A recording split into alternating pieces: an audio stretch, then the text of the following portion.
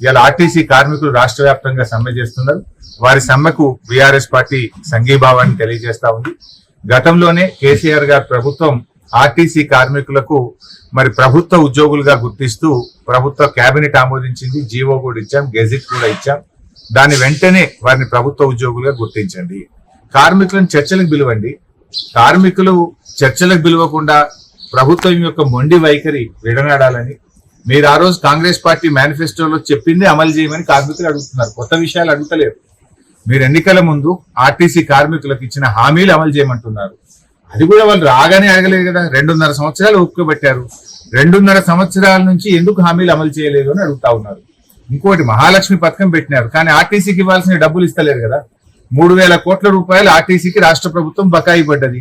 దాంతో ఆర్టీసీ ఉద్యోగులకు ఆర్టీసీ యాజమాన్యం వాళ్ళ బకాయిలు ఇవ్వలేకపోతుంది, డిఏలు ఇవ్వలేకపోతా ఉంది, రిటైర్మెంట్ బెనిఫిట్స్ ఇవ్వలేకపోతా ఉంది. మహాలక్ష్మి మీద ఊదరగొట్టుకునే మీరు మరి ఆర్టీసీ కార్మికుల కష్టమే కదా, ఎంతో కష్టపడి వాళ్ళు సేవలు అందిస్తా ఉన్నారు. వారికి ఆర్టీసీకి ఎందుకు మీరు చెల్లించడం లేదు? బడ్జెట్ లో పెడుతున్నారు కానీ నిధులు విడుదల చేయడం లేదు. ఆనాడు బీఆర్ఎస్ ప్రభుత్వం మహాలక్ష్మి లేకపోయినా రాష్ట్ర ప్రభుత్వం నుంచి సంవత్సరానికి 1,500 కోట్ల గ్రాంట్ ఇచ్చాం. మీరు గ్రాంట్ బంద్ చేసిండ్రు, కనీసం మహాలక్ష్మి పైసలు కూడా ఇవ్వడం లేదు. తక్షణమే మహాలక్ష్మి డబ్బులు ఆర్టీసీకి విడుదల చేయాలని కార్మికులతో చర్చ జరిపి కార్మికుల యొక్క న్యాయబద్ధమైన కోరికల్ని తీర్చాలని చెప్పి ప్రభుత్వాన్ని డిమాండ్ చేస్తారు.